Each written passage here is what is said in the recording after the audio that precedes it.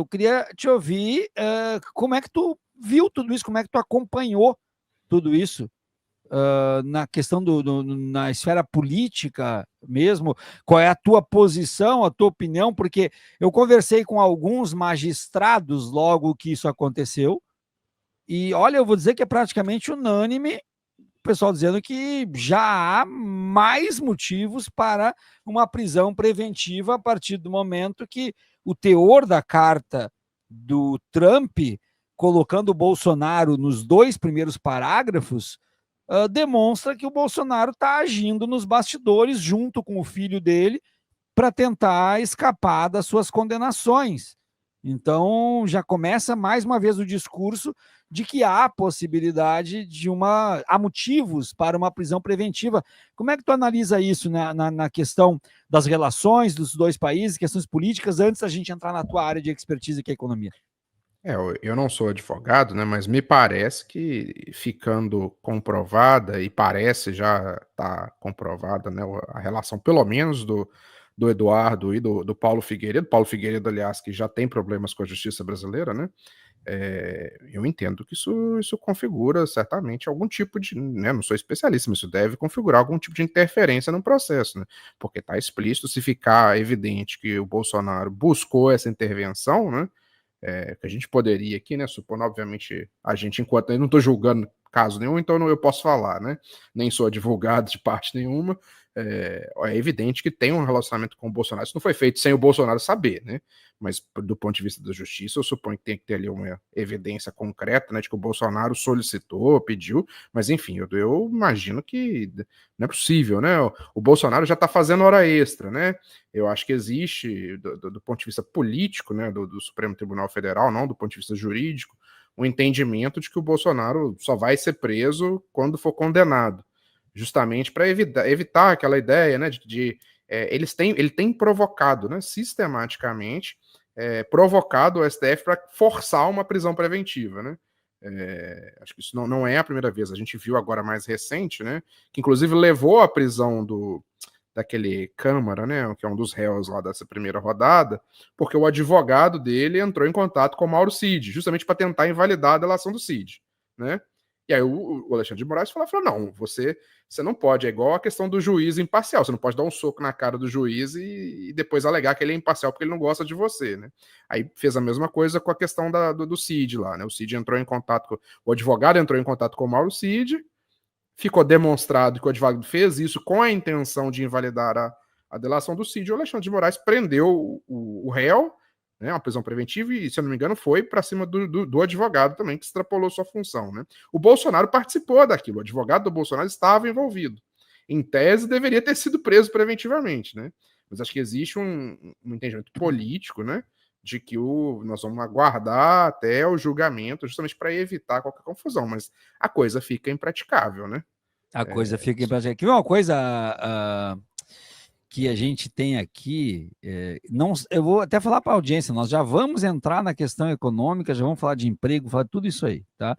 Mas olha só, quando a gente está dizendo que o Eduardo Bolsonaro está pedindo para ser preso, olhem a nota, a carta que o Eduardo Bolsonaro soltou em relação à carta do Trump.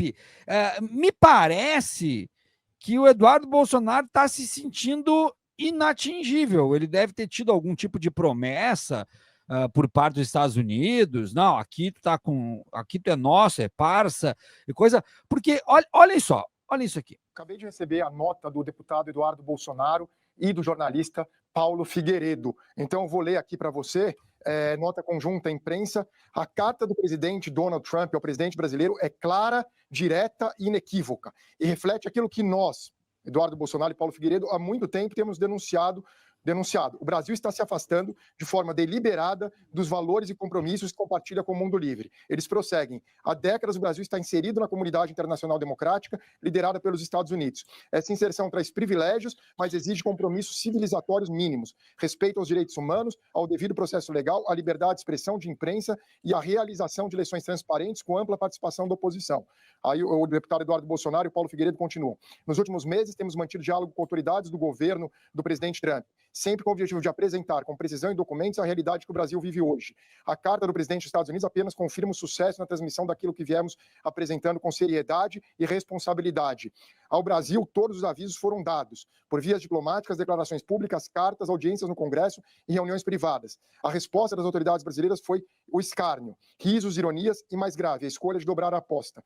Enquanto o Supremo Tribunal Federal e o ministro Alexandre de Moraes colecionavam violações de direitos humanos contra jornalistas, contra cidadãos residentes dos Estados Unidos, também avançavam sobre o líder da oposição, o ex-presidente Jair Bolsonaro, negando-lhe garantias mínimas de legalidade, defesa e presunção da inocência na forma de farsa de um julgamento quase sumário em um tribunal de exceção. Em relação às restrições de vistos para violadores da liberdade de expressão anunciadas pelo governo americano recentemente, o Supremo resolveu retaliar. Já na semana seguinte à medida, a Corte pautou e decidiu por uma revogação parcial do Marco Civil da Internet, medida que inviabiliza o funcionamento regular das redes sociais americanas no Brasil, um ataque direto à liberdade de expressão. Enquanto isso, Lula aprofundou-se numa sequência de desastres diplomáticos anti-americanos, com declarações raivosas suas, de ministros e até da primeira-dama, além de aproximações deliberadas com regimes autoritários como China e Irã, ignorando os alertas da administração Trump. Ignorando os alertas da administração Trump, insistiu na expansão dos BRICS e chegou a criticar os Estados Unidos por neutralizarem o programa nuclear iraniano, uma ameaça global. Nada disso teria ocorrido sob a presidência de Bolsonaro. Desde o início, a decisão do presidente Trump é clara: relacionamento comercial, diplomático e institucional com o Brasil deixou de ser equilibrado e benéfico aos Estados Unidos e precisa ser reavaliado à luz dos abusos cometidos por seus dirigentes. Desde o início da nossa atuação internacional, buscamos evitar o pior, priorizando que sanções fossem aplicadas de forma individualizada, com foco no principal responsável pelos abusos, Alexandre de Moraes. Sanções que muito possivelmente ainda serão adicionalmente implementadas, sem prejuízo da sua expansão enfim, mas eles prosseguem. Por isso, a partir de 1º de janeiro, as empresas brasileiras que desejarem acessar o maior mercado consumidor do planeta estarão sujeitas ao que se pode chamar de tarifa Moraes. Daí eles falam que cabe ao Congresso liderar esse processo, começando com uma ampla anistia geral e restrita, seguida de uma nova legislação que garanta a liberdade de expressão. E daí assinam Eduardo Bolsonaro, deputado federal em exílio, e Paulo Figueiredo, jornalista em exílio. Trali. Se isso daqui, Pedro, fosse uma carta da Embaixada dos Estados Unidos, já seria um absurdo. Se fosse uma carta da Embaixada dos Estados Unidos, mas é a carta de um deputado brasileiro. De um deputado brasileiro, que não parece que é uma carta escrita por algum representante dos Estados Unidos, traduzida para o português. Mas não, eu acho que é o conceito de vira-latice desenvolvido em 2 páginas, né, meu caro? Acho que mais do que vira-latice, né? É defesa do interesse próprio, né? Acima de qualquer coisa, acima do país, né?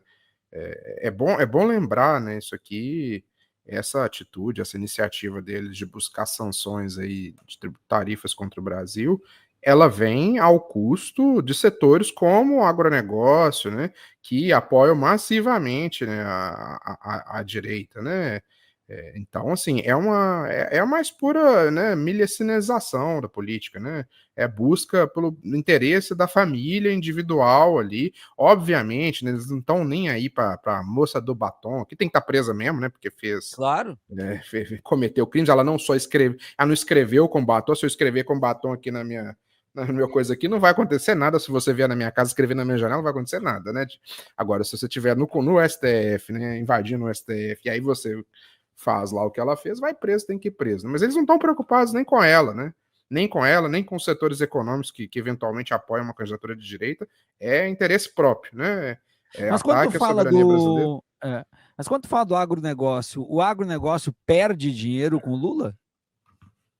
Não, o agronegócio tem crescido, né? Mas ele tem, a maioria dos empresários do agronegócio tem um posicionamento político, né? Acho que a gente, claro, alguns indivíduos ali, inclusive, estão implicados na tentativa de golpe, né? Mas a gente vê, por exemplo, aqui, ó, abrindo os jornais aqui, eu tô aqui aberto, a Frente Parlamentar do Agronegócio, que tem uma presença evidentemente, né, quase total de deputados de direita e ligados ao bolsonarismo, né? Ela já se expressou contrária às tarifas, né? E notando o absurdo que é isso, né? Então, assim, eu acho que essa é a questão, né? É uma questão de defesa de interesse pessoal do Bolsonaro e da sua família, né? Não é sequer uma questão, eu acho que demonstra vira-latismo, mas não fizeram isso porque são vira-lata, fizeram isso porque são pilantras, né?